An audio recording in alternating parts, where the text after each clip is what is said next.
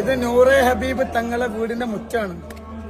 അള്ളാഹു ഒരുപാട് ഞാമത്ത് തന്നൊരു മുറ്റാണിത്. ഇത് കണ്ടോ നിങ്ങൾ? ഈ കൊടിമരം, ഈ കൊടിമരത്തിനൊരു കഥ ഉണ്ട്. ഇത് ഇത് പറയാൻ പോവാണ്.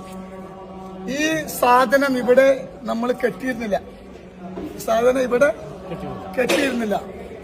ഒരു ദിവസം ആയിരക്കണക്കിന് ആളുകൾ ഈ കൊടിമരം പിടിക്കാൻ വരും. അങ്ങനെ ഞാനിവിടെ ചികിത്സയ്ക്ക് വരുമ്പോൾ ആയിരക്കണക്കിന് ആളിന്റെ വീടിന് മുറ്റത്തുണ്ടാവും. അങ്ങനെ ഞാൻ മണിക്കൂറിൽ ഞാൻ ദുആ ചെയ്യാൻ വേണ്ടി ഇവിടെ വരും.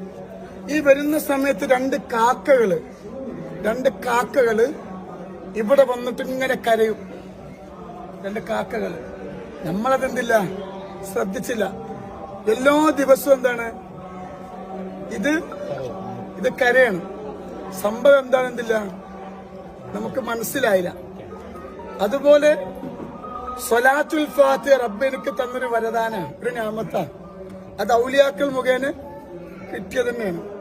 അപ്പോ ഈ കാക്കകൾ കരയുന്നത് എന്താ നമുക്കറിയില്ല. കുറെ ദിവസം നമുക്ക് മനസ്സിലായില്ല. പിന്നീട് അത് നമുക്ക് ഒരു വഴി നമുക്ക് കിട്ടി. എന്തുകൊണ്ടാണ് കാക്ക കരയുന്നറിയോ? തടി അശുദ്ധിയുള്ള സ്ത്രീകൾ വന്നിട്ട് ഇതുമ തൊടുകയാണ്. തടി അശുദ്ധിയുള്ള സ്ത്രീകള് വന്നിട്ട് ഈ കൊടിമരം തൊടുകയാണ്. അപ്പൊ എന്താണ്, ആ കൊടിന്റെ മുകളിൽ കാക്ക തൂറി. ഹക്ക് പറയണല്ലോ, വിമർശനമൊന്നും മറ്റും എനിക്ക് പ്രശ്നമില്ല. ഹക്ക് നമ്മൾ എന്ത് ചെയ്യണം? പറയണം. അങ്ങനെ എന്താക്കി മിനിങ്ങാണ് ഇത് കെട്ടി. അതിനുശേഷം ആ കാക്ക രണ്ടുവിടെ വന്നിട്ടില്ല. അപ്പൊ അള്ളാഹു നമുക്ക് തന്നൊരു ഞാമത്താണ്.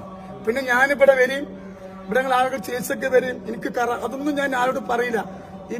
ഇതിന് ഫലമുണ്ട്. നിങ്ങൾ ഇവിടെ വന്നിട്ട് ആരാധിക്കണം, ഇതുമ്മ പിടിക്കണം, അതൊന്നും അല്ല ഞാൻ പറയുന്നത്. മേലെ കൊടക്കാട് അള്ളാഹു എനിക്ക് തന്ന ഞാമത്ത. ഇവിടെ എവിടുന്ന ജനങ്ങൾ വരുന്ന അറിയുന്നില്ല. അള്ളാഹു തന്ന ഞാമത്താണ്. അള്ളാഹു അത് മരണമല്ല, അള്ളാഹു നിലനിർത്തി തരട്ടെ. അത് അത്രേ നമുക്കത് പറയാലോ. അപ്പൊ അതിനുശേഷം പല ആളുകളും ചോദിച്ചു എന്തിനത് കെട്ടിയത്. അപ്പൊ അതിന്റെ മറുപടിയാണ് ഇപ്പൊ ഞാൻ പറഞ്ഞു കേട്ടോ. അള്ളാഹു ബർക്കത്ത്. അൽ ഫാത്തിഹ.